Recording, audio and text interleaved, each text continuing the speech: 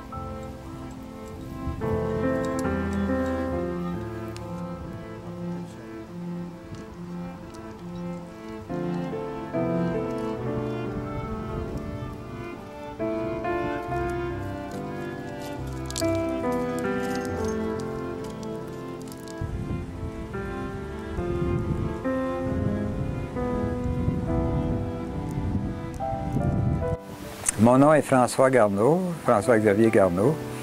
J'ai 71 ans et j'ai commencé l'escalade en 1954. Depuis 1954, alors ça fait à peu près 53 ans que je grimpe. Quand je suis arrivé dans la région en 70, je ne connaissais pas le parc de Grand Jardin, mais j'étais à la recherche de parois d'escalade. Puis on a pris la route du Petit Parc qui passe par Ferland, Boileau, les lacs Aha, la Galette. On est arrivé, nous autres, on a nommé la région ici Saint-Urbain, parce que c'est pas loin du village. Mais alors c'était une découverte. On cherchait des parois, puis on a été gâtés cette journée-là parce qu'on a vu, je devrais dire, on a vu le dôme, le Mont de l'Ours, puis le Gros Bras. La partie du dôme où il se trouve maintenant l'initiation, on a trouvé que c'était une belle place pour faire une tentative. Alors justement, on est parti. Puis on a rencontré un obstacle à peu près à mi-hauteur qui est un mur. Et on a réussi à résoudre ce problème-là. On a passé par-dessus, puis on a fait les autres longueurs jusqu'en haut. Puis évidemment, on était ravis, on était fous. Tellement une belle expérience qu'on a eue. Puis pour moi, c'était fantastique de découvrir cette belle région de grimpe.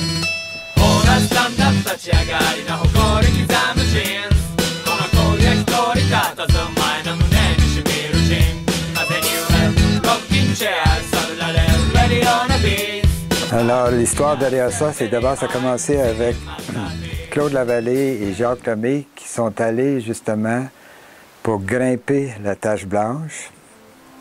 Et quand ils sont arrivés là, ils ont trouvé qu'il semblait avoir rien du tout, pas de prise, pas de fissure. Alors, ils ont à ce moment-là fait quand même une grimpe, mais ils ont évité la Tache Blanche et ils ont fait la voie qui s'appelle la voie d'évitement à cause de cette... qui n'ont pas fait cette voie-là, la voie qu'ils voulaient faire originalement. Alors, quand j'ai rencontré Claude, je pense que c'était Claude Lavallée après, puis il m'a parlé de ça. C'est impossible. Il n'y a pas moyen de monter là. Alors, c'est quelque chose qu'il ne faut absolument pas dire à un grimpeur qui est soif d'ouvrir des nouvelles voies. Alors, j'ai réussi à recruter Régis Richard et Jacques Lamontagne. Puis, on s'est rendu au pied de la voie. Et là, que ce soit, normalement, c'était soit Régis ou moi qui devrait être en tête. Alors, Régis a insisté pour commencer la voie. Puis j'étais bien d'accord avec ça. Ça avait l'air assez épeurant.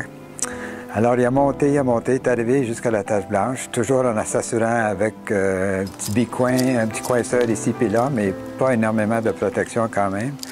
Puis il y avait un bout qui a fait avec des cliffhangers. Alors, cette partie-là, d'environ 20 pieds, était comme une partie artificielle, mais bon, on a tout suivi de la même façon, même avec la corde en haut. Puis là, quand on arrivait à la tache blanche, puis on posait nos mains sur la tache blanche, c'est comme si on avait reçu une bénédiction parce que c'était tellement un projet qu'on n'était pas sûr de réaliser qu'on était plein de satisfaction d'avoir atteint ce point-là. Et ensuite, Régis a continué en tête par après. Et il a réussi à passer encore un autre passage moins long avec des cliffhangers, mais avec très peu de protection. Puis étant donné que je considère qu'il était justement béni des dieux cette journée-là, bien, il a réussi à pas tomber. Heureusement, il n'y a pas eu d'accident parce que la protection était minime. Et là, on s'est rendu jusqu'en haut, jusqu'où on pouvait rejoindre la voie d'évitement à ce moment-là, dans la dernière partie.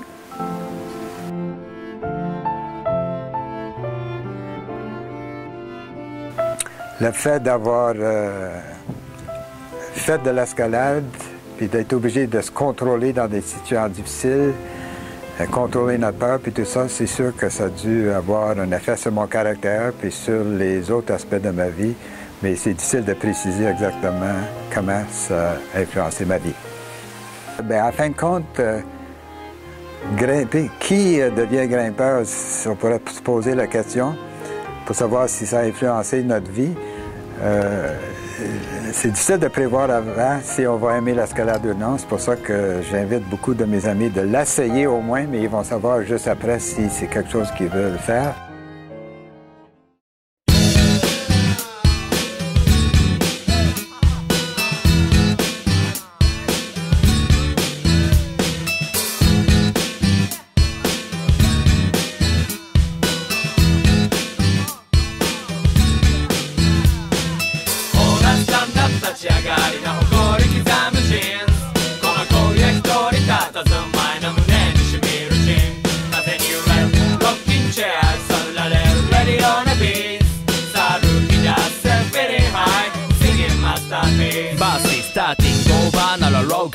ゴーバーまでのカルクラシック道を転がる音楽を楽しむガスタイト10日